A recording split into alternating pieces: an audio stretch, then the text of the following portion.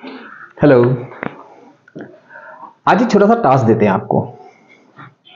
हमने कहा 2 मेटल ले लो आप और दोनों मेटल को मिक्स कर दो।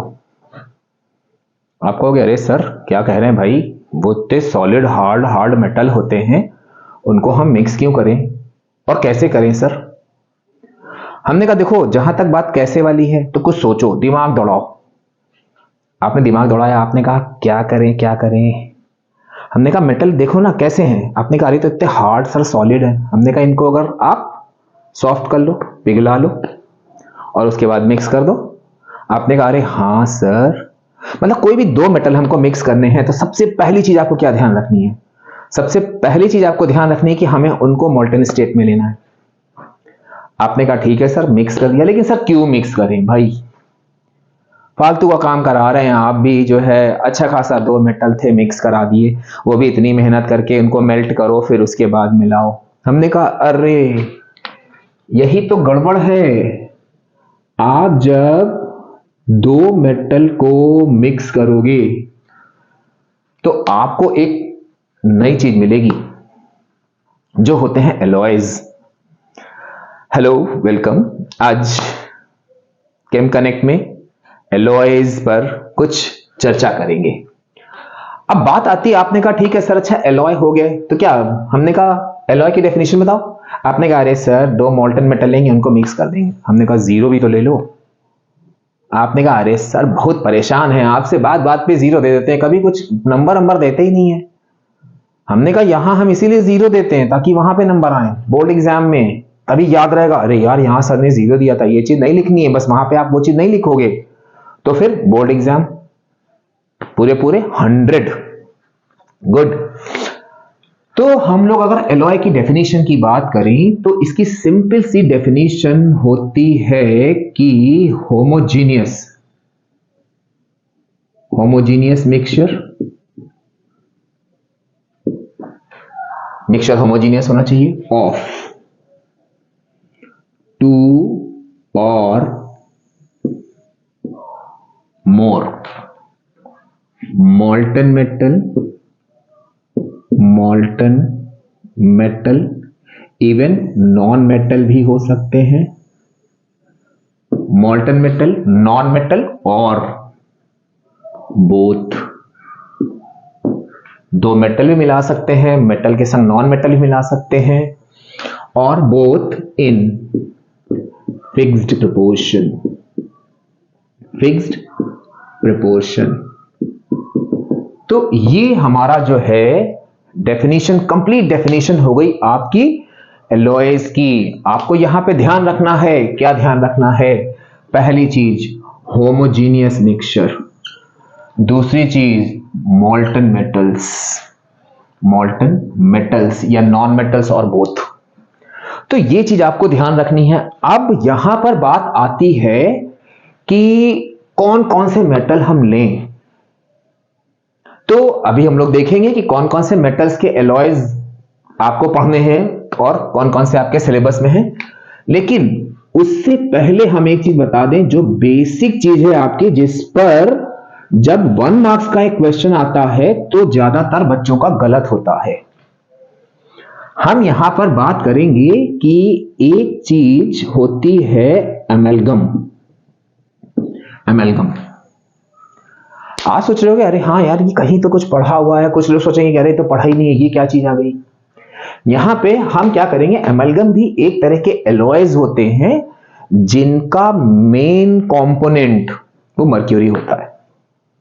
मतलब one of the component is mercury, then the alloy is known as amalgam. तो एमेल्गम, अब इसमें आप एक चीज ध्यान रखिएगा, कोई भी हम एलॉय लेंगे वो किसी ना किसी, कोई ना कोई एक मेटल वहां पे बेस मेटल होगा आपका।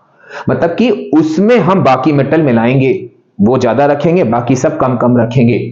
तो यहां पर जो एमेल्गम होता है इसका सिंपल सा होता है कि इसका बेस मेटल मरकरी होता है। Means the alloy whose base metal is an alloy whose base metal is mercury।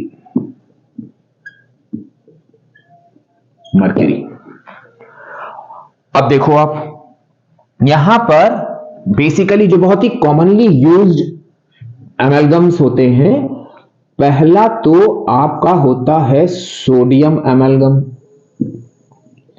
और इनको लिखना ही बहुत आसान होता है। सोडियम आपको फॉर्मूला मालूम है, Na लिखो ऑब्लिक एमेलगम, मर्क्यूरी होना चाहिए, मींस Hg, सोडियम एमेलगम।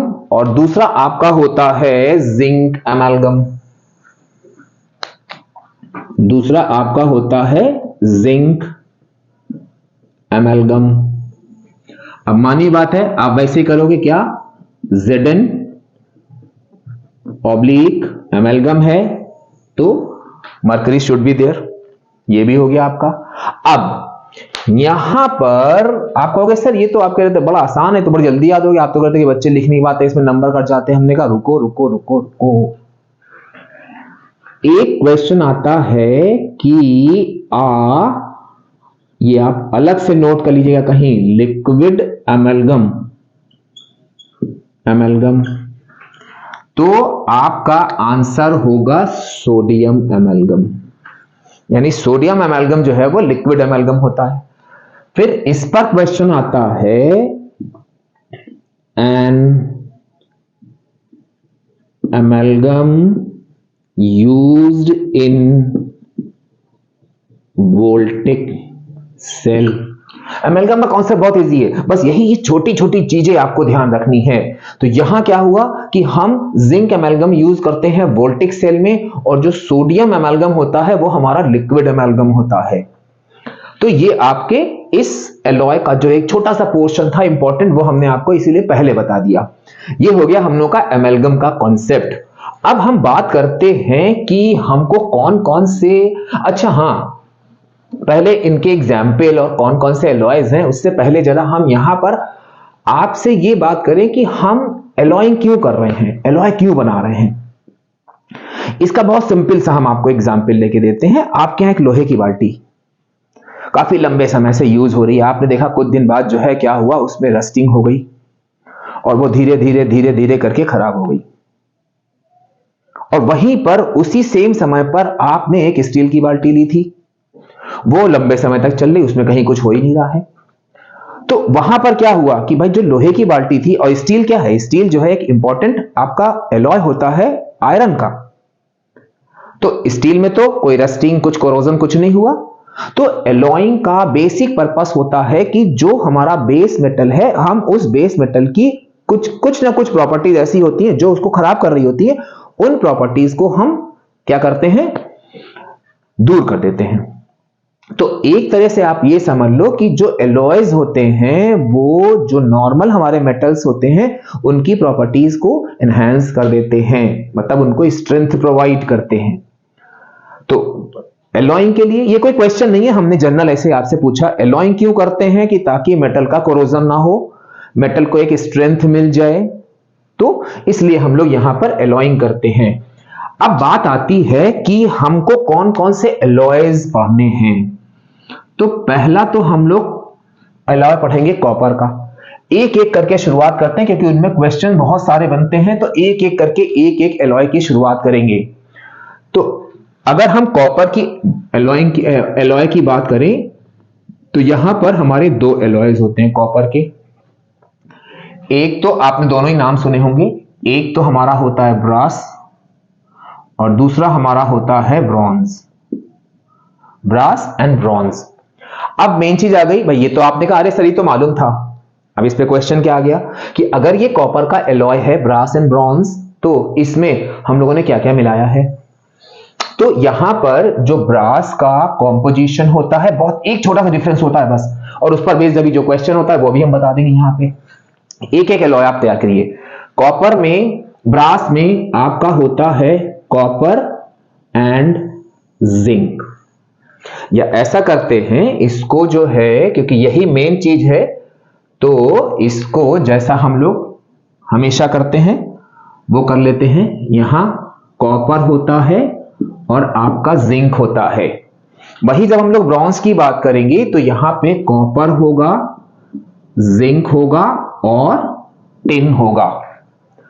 अब अगर हम कहें कि इन दोनों पर बेस्ड क्या आप कोई क्वेश्चन हमको बता सकते हो जो केवल इतने पर हो?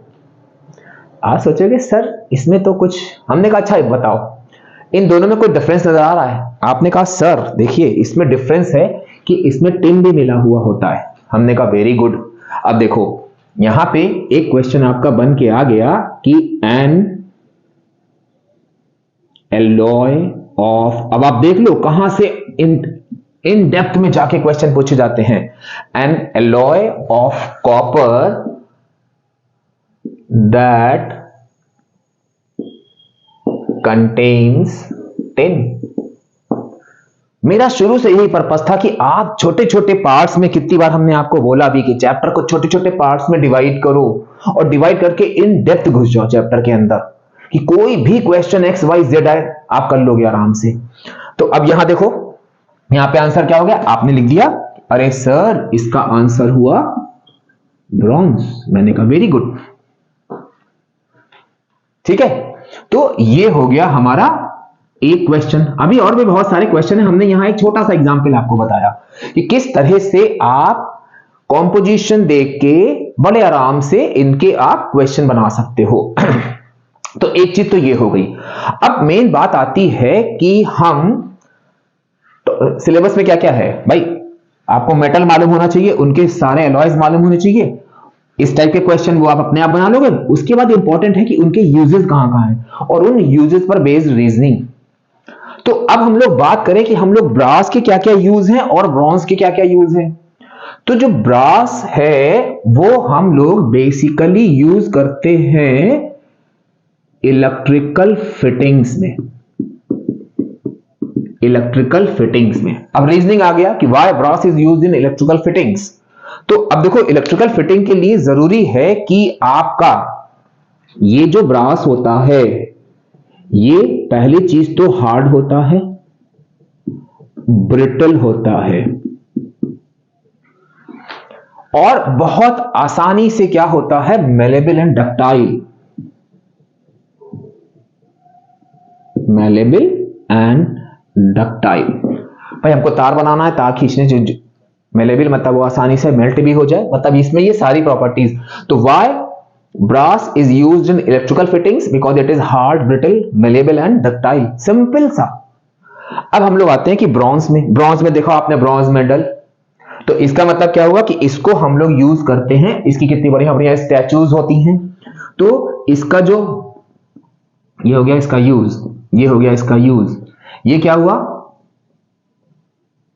स्टैच्यूज में, मेडल्स में। अब मेडल्स में आप देखो जो इसके वो होते हैं वो कितने चमकीले होते हैं, मतलब उन पर हम आराम से किसी ना किसी चीज की पॉलिश कर सकते हैं, बस उसी कैरेक्टरिस्टिक को यूज करके इसकी आप रीजनिंग बना दो। तो यहां पर क्या हुआ कि इसको हम लोग ऐसे क्यों यूज करते हैं, ये तो इसकी रीजनिंग में क्या होगा, इसको स्टैच्यूज वगैरह में हम लोग क्यों यूज करते हैं, क्योंकि ये जो है हार्ड। अब काफी चीजें आप देखोगे कॉमन है, हार्ड है, ब्रिटल है and easily take up polish. Polish बहुत आराम से हो सकती है इसमें। तो ये हो गए हम लोगों के दो एलॉय कॉपर के, एक ब्रास एक ब्रॉन्ज, कॉपर जिंक टिन, यही दोनों को डिफरेंशिएट करता है।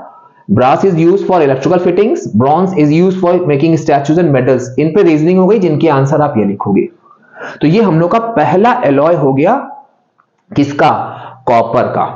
अब हम लोग आते हैं बेस्ड क्वेश्चन, जरूर वो आप कॉम्पोजिशन जब याद होगा तो अगर आपके दिमाग में पहले से है कि हाँ ऐसे क्वेश्चन आते हैं, जब कॉम्पोजिशन याद होगा आप याद कर रहे होगे तो आप उसी हिसाब से क्वेश्चन भी बनाते चलोगे। अब वहां पर एकदम से सोचोगे फिर आप कि अरे ये क्वेश्चन आ गया, अच्छा उसमें ये था उसमें ये था, ऐसे आपका पहले से तैयार है कि हाँ ऐसे क्वेश्चन भी आने हैं तो हमें इस टाइप के क्वेश्चन भी तैयार रखने हैं। अब हम अपने दूसरे मेटल की बात करते हैं। हमारा दूसरा मेटल होता है एल्यूमिनियम। एल्यूमिनियम, इसमें भी हमारे दो एलॉयज होते हैं, पहला और दूसरा। इसको भी उसी तरह से देखेंगे हम लोग क्या क्या उसका कंपोनेंट्स होते हैं और फिर कौन से क्वेश्चंस आते हैं इसमें। यहां पर पहला हमारा होता है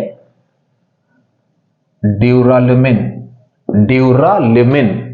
दूसरा होता है हम लोगों का मैग्नीशियम। अब मेन बात आ गई कि इनके हम लोग कंपोनेंट क्या क्या लेंगे। इसमें आपका एल्यूमिनियम होता है, मैग्नीशियम होता है, मैंगनीज होता है और आपका होता है कॉपर। और ये बड़ा आसान है, अगर आप ध्यान से देखो तो बड़े आराम से निकाल लोगे। Mg मतलब मैग्नीशियम और Al एल्यूमिनियम। लेकिन ये एल्यूमिनियम का मेन एलॉय है तो हम पहले एल्यूमिनियम लिखेंगे फिर मैग्नीशियम लिखेंगे।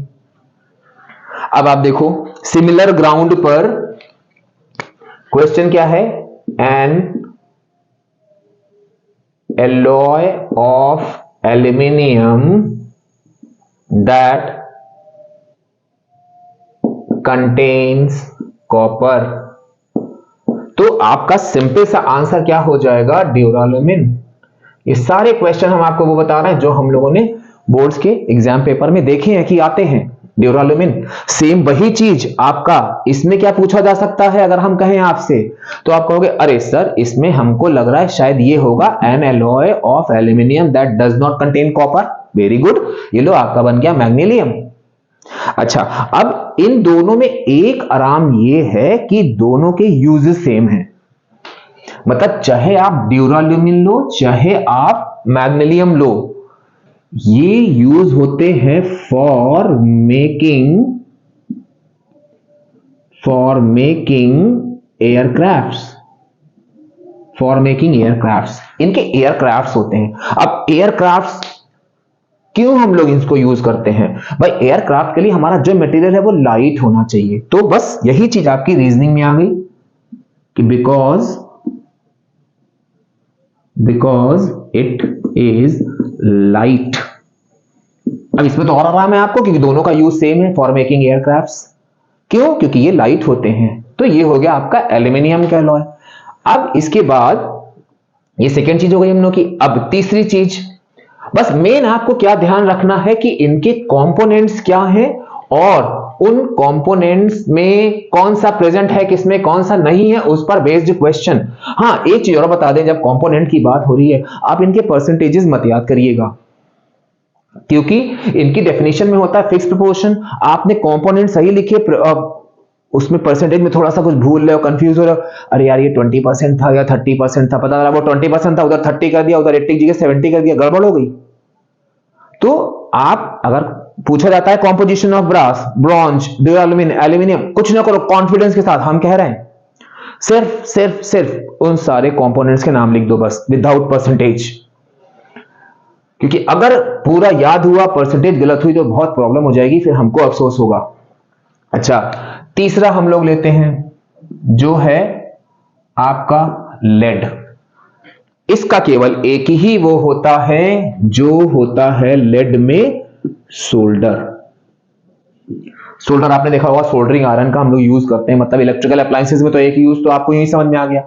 अब इसमें होता क्या है, अब लेड का है तो पीबी तो होगा ही होगा, इसके संग यहां पर मिला होता है टिन, एसएन मतलब स्टेनलेस टिन। अब यहां पर ये काम क्या करता है, तो यहां पर ये होता है कि जो इसमें टिन मिला होता है ये क्या करता है, lowers the melting point of alloy. अब इसका हम लोग यूज कहां करते हैं, इसका हम लोग यूज करते हैं इलेक्ट्रिकल फ्यूज में। अब मानी बात है, फ्यूज में आपने कोई तार लगा दिया जिसका मेल्टिंग पॉइंट बहुत ज्यादा है, पता चला वो रेजिस्टेंस कर ही नहीं पा रहा और तुरंत शॉर्ट सर्किट हो गया। तो यहां पर हमको ऐसा फ्यूज वायर लेना होता है, आपने पढ़ा ही होगा फिजिक्स में, it is a safety device, तुरंत गल जाता है। तो जब आप स्टेनलेस मिला दोगे लेड में तो ये इसके मेल्टिंग पॉइंट को लोअर कर देगा, जिसकी वजह से क्या होगा, थोड़ा सा खतरा हुआ बस ये वायर गल जाएगा आपका। तो ये हम लोग का हो गया लेड, बहुत सिंपल सा छोटा सा था। अब हम लोग अपना चौथा उस पर आते हैं। इस पर एक बहुत इंपॉर्टेंट क्वेश्चन जो बच्चा अक्सर छोड़ देता है, वो है आपका आयरन। और आयरन का सिंपल सा आपका होता है स्टेनलेस स्टील, ये तो आपने देखा ही होगा, स्टेनलेस स्टील। अब इस स्टेनलेस स्टील का मेन यूज, इसकी कॉम्पोजिशन पे अभी आते हैं, इसका मेन यूज होता है सर्जिकल। मेन जो यूज है वो हम बता रहे हैं सर्जिकल अप्लायंसेस में। अब सर्जिकल में इसको हम लोग यूज क्यों करते हैं भाई? सर्जिकल का मतलब तो बहुत इंपॉर्टेंट चीज हो गई। कोई बड़ा सा सर्जन है मान लो, अगर वो ऑपरेशन कर रहा है, उसकी जो भी एपरेटस हैं उनमें रस्टिंग वगैरह लगी हुई है, अरे बाप रे बाप, पेशेंट तो गया काम से। तो हम लोग यहां पर जितने भी सर्जिकल इंस्ट्रूमेंट्स हैं हमारे, या सर्जिकल जितने भी चीजें हैं, उनमें हम स्टेनलेस स्टील का यूज करेंगे। क्यों? क्योंकि वो कोरोजन रेजिस्टेंट होते हैं। तो यहां पर क्या होता है? Corrosion resistant. अब आप सोच रहे होगे सर इसका कॉम्पोजिशन नहीं बता रहे, क्योंकि उस कॉम्पोजिशन में बहुत इंपॉर्टेंट क्वेश्चन, इसलिए उसको हम बाद में बताएं, मतलब बाद अभी लोग के बताएंगे। लेकिन ये सिंपल चीज हो गई आपकी कि स्टेनलेस स्टील मेन वो होता है stainless steel alloy which is used in surgical appliances by because it is corrosion resistant. अब हम जो आयरन का कॉम्पोजिशन लिखेंगे उसमें आप ध्यान से देखना और आप बताना हमें कोई आपको खास चीज दिखाई दे रही है। इसमें हमने लिया आयरन, बहुत ध्यान से देखिएगा और बताइएगा कौन सी खास चीज दिखाई दे रही है, और वो क्या है? Nickel, chromium and carbon. आपको कहोगे सर कोई खास चीज नहीं है, हम कहेंगे नहीं, और ध्यान से देखो, ध्यान से। आपने कहा अच्छा सर कहीं आप ऐसा तो नहीं बात कर रहे हैं कि इस कार्बन की? हमने कहा very good, carbon non metal है।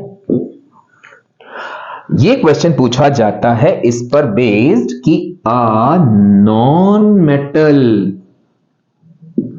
used in alloys। तो अगर आपको इसका कॉम्पोजिशन नहीं मालूम है तो आप सोचोगे अरे यार हम लोग तो जितने पढ़े थे किसी में नॉन मेटल था ही नहीं। तो यहां पर क्या होगा? आपका आंसर होगा कार्बन। तो ये हो गया नॉन मेटल जो हमारा एलॉयज में यूज होता है, दैट इज कार्बन। तो ये आपने देखा कि यहां पर ये काफी इंपॉर्टेंट है, इसमें 2 नंबर का क्वेश्चन जरूर आता है, या तो एलॉय का कॉम्पोजिशन पूछ लेंगे या उसकी रीजनिंग पूछ लेंगे। अच्छा, जब भी मेन कंपोनेंट की बात आएगी तो आपको ध्यान रखना है कि शोल्डर में आप लेड लिखोगे, जिसके जो हम लोगों ने मेन हेडिंग डाली थी, copper, aluminium, lead and iron, ये मेन मेटल्स हैं, मेन कंपोनेंट्स हैं। तो हमने पहले ही बोला था आपसे कि बहुत छोटा सा टॉपिक है लेकिन बहुत इंपॉर्टेंट है, छोटे छोटे क्वेश्चन इसमें आते हैं। आप देखो और अच्छे से नोट्स बनाओ बढ़िया से, और खूब अच्छे से नंबर लाके मुझको बताओ। फिर हम लोग मिलते हैं। अब हम बार बार नहीं कहेंगे अपना प्यार दो, क्योंकि वो आप लोग इतना दे रहे हो। नेक्स्ट वीडियो में बहुत जल्द फिर मिलेंगे। Till then bye bye.